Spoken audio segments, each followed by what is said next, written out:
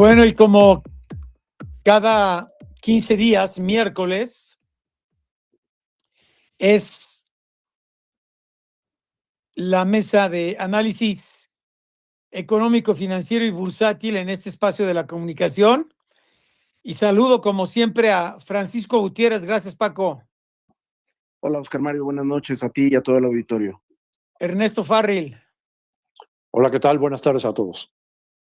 Carlos Alberto Martínez. Carlos Alberto Martínez, ¿estás ahí? ¿No? Bueno, Adrián Ramírez. Muy buenas noches, Oscar Mario, a ti, mis compañeros de la mesa y tu auditorio.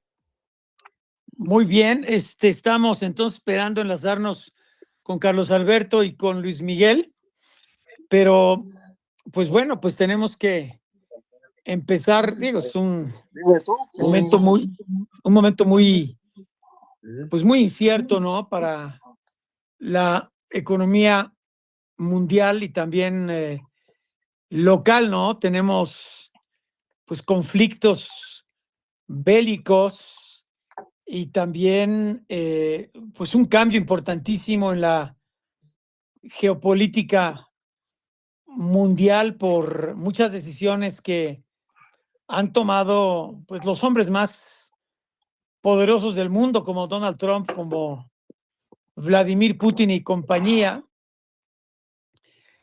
Pero bueno, yo quiero iniciar, a ver, Paco Gutiérrez, con esta decisión de la Fed, que como se esperaba deja intactas las tasas de interés. Así es, Oscar Mario. Pues mira, era esperado después de que, derivado de pues la guerra entre los Estados Unidos, Israel e Irán, los precios del petróleo rebasaron la cifra de $100 por barril, y eso, pues, por supuesto, agrega presiones inflacionarias en todo el mundo, en todo el planeta. La gasolina, el petróleo y los energéticos, entre ellos la gasolina, pues forma parte de todas las cadenas productivas, y la gasolina no solo de la cadena productiva, es decir, de los procesos de producción, sino también de los procesos de consumo, o sea, de los bienes de consumo. De manera que pues hay presiones inflacionarias derivadas de la presión del precio del petróleo, y eso pues empujó a todos a pensar en que la Reserva Federal detendría la baja en las tasas de interés, cosa que efectivamente hizo. Me llama la atención, Oscar Mario, un comunicado pues inusualmente escueto, como si la Reserva Federal tratara de evitar cualquier resquicio de conflicto con la administración Trump. Hay que recordar que pues hay pleito entre el presidente Trump y el presidente de la Reserva Federal, y el comunicado es verdaderamente pues una serie de frases pequeñas, y bueno, pues respecto al entorno internacional menciona cierta incertidumbre, pero llama la atención también que respecto a la economía estadounidense, la propia Reserva Federal, que tiene uno de los equipos de análisis económico pues más grande del planeta, menciona que sus impactos, los impactos de la guerra, son impredecibles. Es decir, no hay información hoy por hoy como para poder verdaderamente dilucidar hacia dónde van los impactos. Por lo pronto, la economía de Estados Unidos tiene un crecimiento moderado pero positivo. El empleo está lento pero está creciendo, y la inflación está bajo control, aunque ligeramente elevada, lo que puede pues dar a echar por la borda esta tendencia es precisamente que la inflación pues les presione a subir sus tasas de interés, y eso pues desestabilice el pues, incipiente pero positivo crecimiento económico. Así es que pues terminaría diciendo que la propia Reserva Federal menciona que los impactos de la guerra en la economía de Estados Unidos y bueno, desde luego en la economía mundial, pues son impredecibles en este momento. Desde luego, pues que hay riesgos en el horizonte inflacionarios y de baja hacia el crecimiento económico, Oscar Mario. No, pero más mencionabas algo muy importante, porque ya ha tenido un incremento el precio de la gasolina en Estados Unidos y muchos bienes de consumo, la nota del súper, pues para algunos se ha incrementado, dicen, hasta un 10 o un 15% en ciertos productos, ¿no? Y esto, pues a la larga, y si se mantiene, puede disparar la inflación, ¿no? Sin duda, Oscar Mario, la gasolina, pues es uno de los principales insumos del transporte y pues todos los productos del consumidor pasan en algún momento por algún energético, presumiblemente la gasolina, pero puede ser el combustóleo y algunos otros, el diésel. Y bueno, los productores tienen que adicionar a su costo de producción un mayor precio del energético, transmitirlo al consumidor. Y si uno, por ejemplo, consume un solo bien, por poner un ejemplo hipotético, si uno consume un solo bien que como tiene intensivo el transporte, ha subido 15%, como mencionas, pues la inflación para esa persona que consume ese solo bien es precisamente el 15% de un mes para otro. Por supuesto que hay que ponderar, la canasta de consumo es amplia y algunos precios suben más que otros dependiendo de qué tan ponderado tengan el energético en su cadena productiva. Pero sin duda alguna, todas las cadenas productivas se van a ver afectadas por el incremento en el precio de los energéticos y de otros insumos, Oscar Mario. Así es que es de esperarse un aumento inflacionario en los próximos meses y de ahí que, bueno, pues la Reserva Federal decide detenerse y menciona que está, pues ahora sí que con el dedo en el gatillo para disparar una política monetaria en el sentido que sea necesario, pero pues todos leemos entre líneas que es, si es necesario volver a subir la tasa, pues lo van a ver, lo van a volver a hacer sin ninguna duda. Llama la atención que solo un miembro de la Reserva Federal no votó a favor de la decisión de mantener porque quería seguir bajando la tasa en un cuarto de punto. Seguramente esa persona pues, está viendo que pues va a cambiar el presidente de la Reserva Federal y le quiere agradar al presidente Trump, sigue pues bajando nuevamente las tasas de interés cuando nada lo justifica en este momento. Sí, ahí no ayuda nada al menos enfrentamiento verbal que trae Donald Trump con el señor Jerome Powell, ¿no? Sin duda es lamentable que estemos viendo esta confrontación entre un presidente de los Estados Unidos y el presidente de la Reserva Federal, cuando pues eran dos instituciones que pues se respetaban hasta ahora. En la historia que yo tengo de hacer análisis económico, nunca había visto algo así. Desde luego había visto momentos de diferencias, pero no este enfrentamiento, como bien dices, verbal y que va más allá de lo verbal hacia intentos de ir a tribunales y acusaciones de parte del presidente hacia el presidente de la Reserva Federal, cuando pues se trata de un organismo puramente técnico que tiene que tomar decisiones con base en información y en la oferta de dinero y la movilidad de los precios, más allá de filiaciones o fobias políticas. Es muy lamentable lo que estamos viendo Pues sí, en el gobierno de Estados Unidos. y con total autonomía. Pero bueno, Luis Miguel González, te pregunto si estás en Cancún. Estoy en Cancún, así es, Oscar Mario. ¿Cómo estás? Danos una notita ahí de color, ¿cómo van? Aquí el optimismo sigue siendo fuerte. Hay un argumento que tiene en algún sentido lógica y es México tiene efectivamente muchos problemas pero dentro del gran mapa, la realidad de Estados Unidos, la realidad de la guerra, no es el tema que domina en la convención. En buena medida tenemos, por supuesto, el tema del TEMEC, tenemos el tema de el desempeño del sector financiero en México, que yo diría es un sector extremadamente estable, a diferencia del de Estados Unidos, que entra a esta crisis que provoca la guerra de Irán en una situación complicada.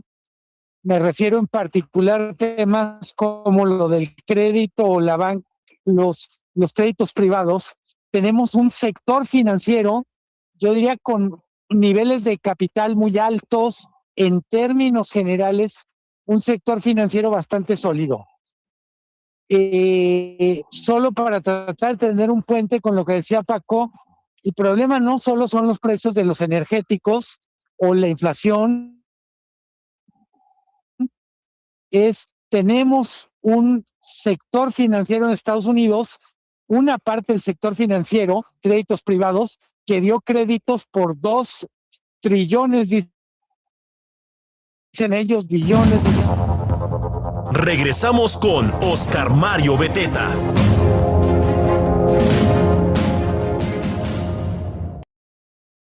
De análisis económico, financiero y bursátil, como cada 15 días en este espacio. Paco Gutiérrez, Ernesto Farril, Luis Miguel González, Carlos Alberto Martínez, Adrián Ramírez. Gracias a todos ustedes.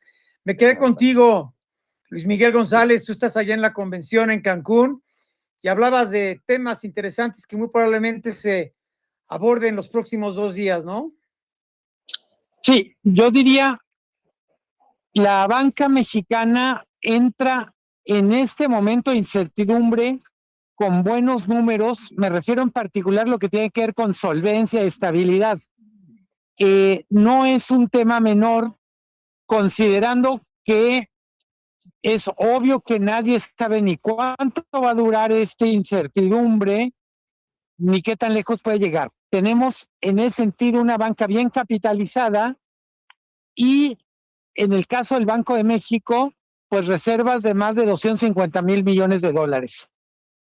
Evidentemente, esto no compensa otros problemas, pero yo diría es parte de los amortiguadores con los que México entra en esta carretera tan complicada que será el segundo trimestre del 2026.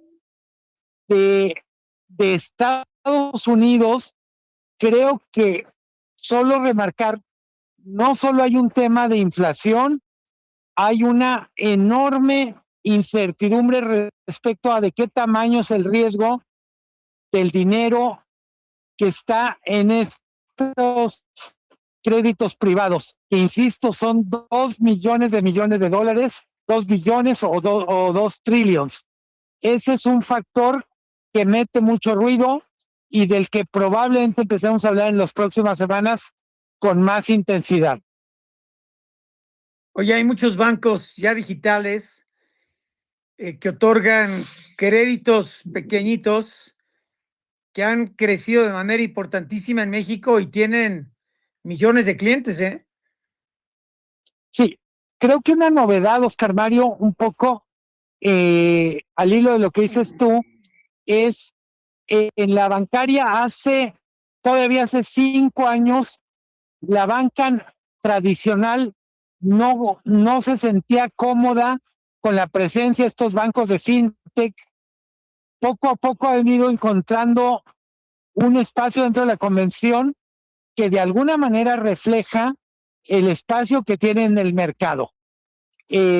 Uno de esos bancos que tiene en Brasil ya tiene 14 millones en México, para darnos una idea del tamaño del crecimiento que están teniendo estos bancos.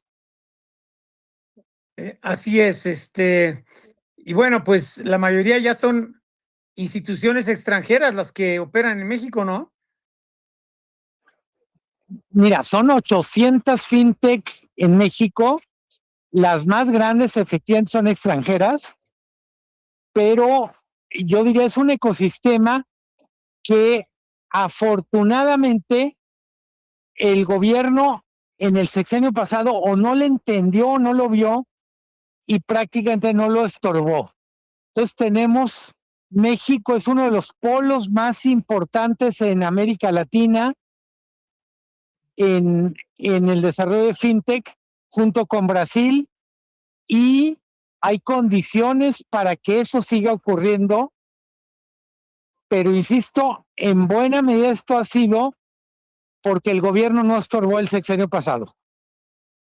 Bueno, y las instituciones financieras que operan en México siguen siendo de las más rentables para estos bancos a nivel mundial, ¿eh? Absolutamente, yo diría, es el paraíso en términos de rendimiento, en términos de oportunidades de crecimiento, y uno de los temas que invariablemente aparece en la convención bancaria es cómo le hacemos para que eso se traduzca en más clientes, en mejores tasas, en más competencia. Ese es, pues yo diría, la pregunta a la que no le hemos encontrado respuesta como país. Bien, gracias, Luis Miguel González. Ernesto Farril, tú hablabas sobre algo interesante que es el tamaño de la banca en México con respecto al PIB, ¿no? Así es. Digamos, cada convención bancaria nos dicen que la banca mexicana está muy bien capitalizada, que no son parte del problema, sino son parte de la solución, y que tienen miles de millones de pesos para apoyar el desarrollo del país, y que han avanzado mucho en la inclusión financiera. Eso se dice cada convención desde hace 30 años, ¿no? Bueno, pues, ¿qué tan importante es el sistema bancario dentro de la economía? Bueno, pues aquí tengo algunas cifras. El tamaño de la cartera de crédito total de la banca comercial a la economía es 23%. O sea, es raquítica. Por eso están también capitalizados, porque no prestan. Si le agrego la cartera de la banca de desarrollo, bueno, pues entonces nos vamos a un nivel de casi 28% del PIB. Si adicionalmente le agrego la cartera de los demás intermediarios financieros no bancarios, como son las SOFOMES, las SOFIPOS, algunos fideicomisos como el FIRA, y lo acumulo a la suma anterior, llegamos al 30% del PIB. En un país desarrollado, por lo menos se tiene un nivel de 100% sobre PIB. En países como Chile, digamos con los que nos podríamos comparar más, ¿no? Por ser ambos países en desarrollo, pues se tiene 60%, o en Brasil 80%, ¿no? Entonces, la verdad es que el tamaño de la banca mexicana es muy, muy pequeño, y pues eso da pie a pensar que pues no está cumpliendo con su función de ser la intermediación entre el ahorro y la canalización de ese ahorro hacia la actividad productiva, porque si adicionalmente le metemos la lupa a esa cartera de la banca comercial, pues en realidad solo son 6 billones para un PIB de este año de 35 billones, lo que se le presta a las empresas, o sea, es nada, ¿no? 17%. Entonces es realmente preocupante, por eso es tan estable, ¿no? Pues porque realmente se ha quedado muy rezagada la banca en relación al tamaño de nuestra economía. ¿Y a qué se debe? Sí. ¿A qué se debe? ¿A qué se debe? Bueno, pues a que es un sistema oligopólico, donde los bancos, pues así lo puedes interpretar, ¿no? Donde los bancos están muy pues, tranquilos, ¿no? Ganando pues, utilidades muy importantes por las comisiones, por los altísimos diferenciales de tasas de interés. Y aunque ahora hay competencia de las plataformas de fintech, pues en realidad esas plataformas casi están enfocadas a tarjetas de crédito y muy poco créditos para pymes, pero muy poco. Entonces, todavía no son estas fintechs un segmento que realmente les haga mucha competencia, sobre todo a los grandes bancos, ¿no? Si agarran los 5 principales bancos, pues tienen más del 60% del mercado. Si le agregas los otros 5 bancos adicionales, ¿no?, en tamaño, pues a lo mejor llegas al 90%. Todavía es un mercado pues totalmente oligopólico. Sí, bueno, y las fintech se dedican básicamente a crédito al consumo, ¿no? Exacto, a tarjetas de crédito, principalmente. Bueno, gracias Ernesto O'Farrill. Carlos Ustedes. Alberto Martínez, te escuchamos también. Sí, Oscar Mario, fíjate que uno de los temas que tratando de hacer eco con ¿Tú lo estás que aquí o en dicen mis Cancún? compañeros, no, estoy aquí en México. Estoy aquí en Uy, México, tal vez no me tocó ir, pero ya ¿no son. te invitaron o qué? Sí, no, esta vez sí no fui requerido. Oye, pero ya son muchas, como tú bien señalabas, y siempre, también Ernesto lo decía, siempre ocurre lo mismo, este formato en el que se invita al presidente, no sé para qué, o presidenta en este caso, y ahí se platican y todo esto, pero en realidad sí hago eco con lo que decía Ernesto. La banca en México no es en ningún sentido un detonante del desarrollo del país. Siendo muy honestos, nuestra penetración bancaria es muy baja, es de las más bajas que hay en el mundo. Más de casi 40% del territorio nacional no tiene sucursal bancaria. Dirías, bueno, pues es que están las fintech, pero pues tampoco tiene internet, entonces para el caso no funciona. Y fíjate, una encuesta que me estaba yo, que es muy reciente, más o menos el 80% de la población mexicana en alguna medida te contesta que tiene cuenta bancaria, pero es porque ahí le pagan sus honorarios. Si no le pagaran por transferencia cada quincena, no tendrían cuenta bancaria. Entonces todavía sigue habiendo un alejamiento de la banca tradicional con relación a la gente, a los clientes. Siempre, digamos, hay un segmento muy grande de la población que está completamente alejado del sistema financiero. Y por lo demás, pues también tiene muchos años en que no es verdaderamente, es el mismo discurso de siempre. La banca está lista para apoyar el Plan México. La banca está lista para aprobar el hecho en México. La banca está lista para superar la crisis de Miguel de la Madrid, de los pactos por México. La banca está lista, siempre está lista, pero no hay un detonante significativo para potencializar el desarrollo en el país. Eso siendo muy honesto, eso es lo que realmente pasa. También hay mucha gente que está totalmente desatendida del negocio bancario y está completamente concentrado. Tenemos 50 marcas de banco en el país, de las cuales 5 marcas son las que concentran el 80% de los assets de mercado, y realmente con esa poca profundidad no hay mucho que hacer. Mira, nada más, por ejemplo, Brasil tiene 137 marcas de banco y Estados Unidos tiene cerca de 5,000 marcas de bancos. Entonces, mientras tengamos tan pocas entidades financieras, no va a haber el interés en que realmente acercarse a la población o acercarse a la pequeña y mediana empresa, a de veras prestarle, a de veras tomar el riesgo. Sabemos que prestan el dinero que no es de la banca, eso lo entendemos perfectamente bien, pero sí también entendemos que la profundidad del crédito en México no es la suficiente para el reto gigantesco que tiene el país hacia adelante, ¿no? Bueno, te escriben de Chihuahua. ¿Y qué me dices del Banco del Bienestar? Que pues es el mejor mecanismo para la compra de votos. Sí. No, bueno, por supuesto. Y luego también, para acabarla, el Estado entra al juego de la banca, en el que sabemos perfectamente bien pues que no es una actividad propia de un Estado.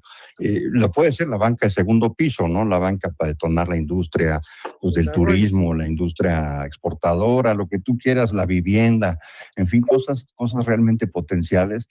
Pero fíjate, en el mundo la banca de desarrollo está disminuyendo despacio, y aquí en México estás aumentando la banca de desarrollo.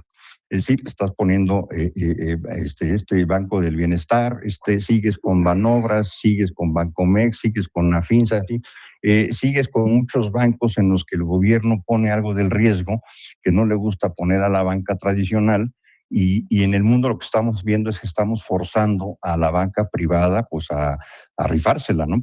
Hay muchos métodos de evaluación de crédito, de estrés, de todo lo que quieras, pero sí es importante señalar que nuestro sistema bancario está muy concentrado, hay muy poca competencia, los precios son altísimos de los servicios financieros, las comisiones son verdaderamente ingentes, por más que cada año se hace un esfuerzo para que las comisiones disminuyan o de plano desaparezcan en la mayoría de los productos, no vamos a avanzar realmente. Bueno, y dicen, y luego el Banco Exportador de México, que se dedica a financiar a los cuates que hacen películas, no sé a quién se refieren, pero bueno. Sí, hubo ahí un presupuesto para hacer películas, ahí que vino la actriz Salma Hayek, Sí. y luego también, mira, muchas de las operaciones que hemos visto tradicionalmente en Bancomex, por ejemplo, es para financiar los cargamentos que se mandaban de alimentos a Venezuela o a Cuba durante el sexenio pasado. Muchos de esos se utilizaron cartas de crédito y operaciones de Bancomex, ¿no? Quién sabe si se pagaron o no se pagaron, pero en fin, hay muchas partes realmente que podemos mejorar en nuestro sistema bancario. Yo sí coincido que la banca de desarrollo no, mientras menos la tengas es mejor, y dejar que el sistema bancario opere en lo privado de la mejor manera posible. Dicen, aquí en México el Estado manda. Bueno, en fin, Adrián Ramírez, te escuchamos.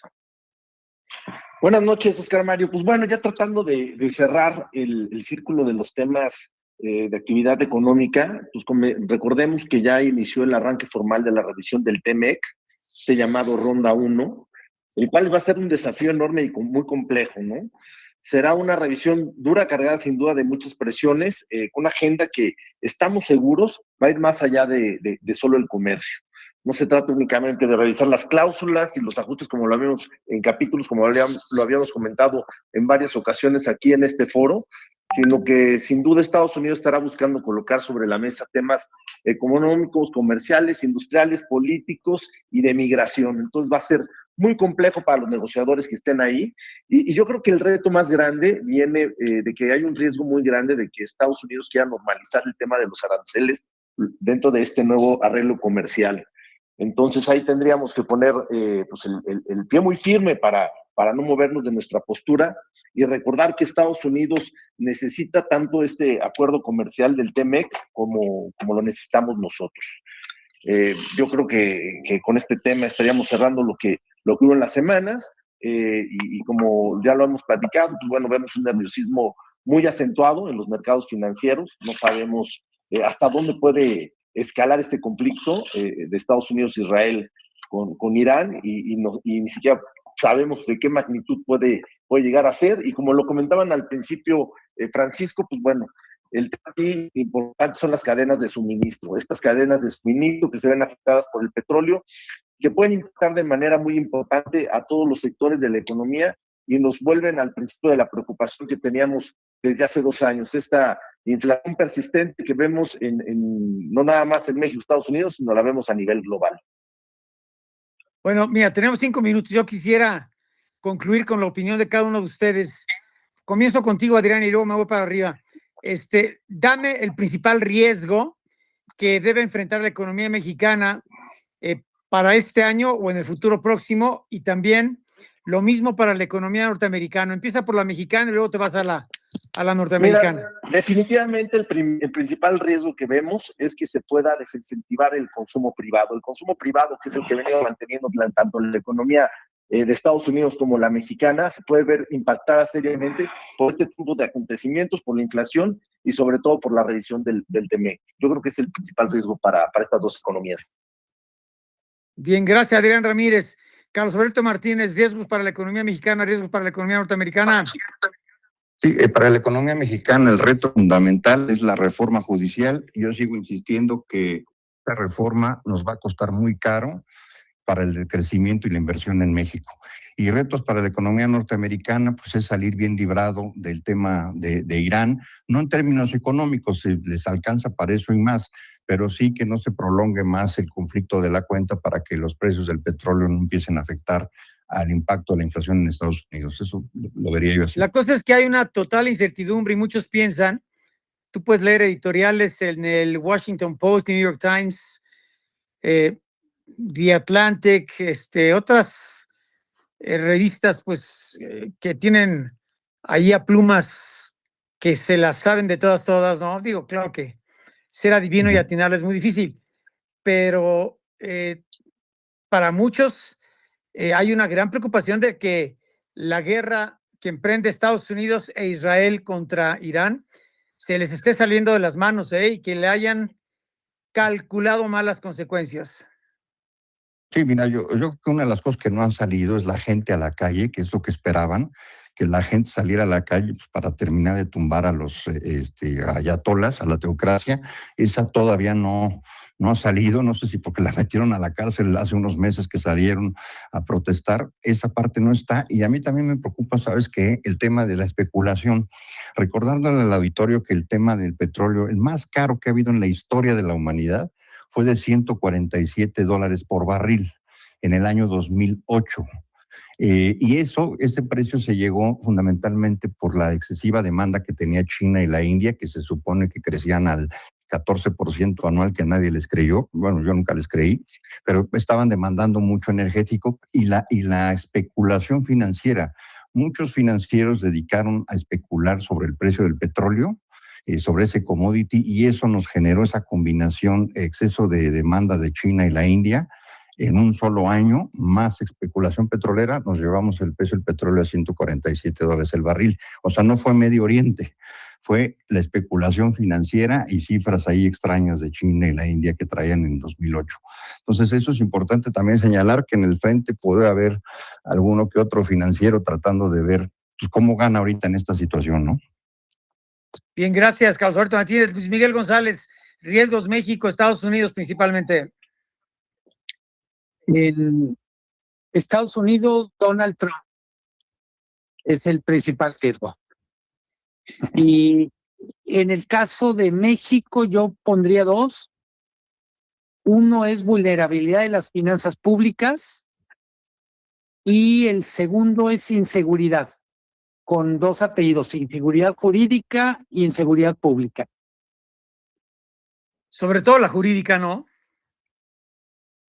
Depende de dónde vivas. Pues sí, Ay, pues sí. Y también la social, depende de dónde vivas. Bueno, gracias, Luis Miguel González. Por último, no, falta Ernesto Farrell y Paco Gutiérrez. Ernesto Farrell, 1 minuto. Paco Gutiérrez, 1 minuto, por favor. Ernesto. Claro que sí. Me concentro en la reunión de la FED de hoy como riesgos. Pues, la FED tiene un doble mandato.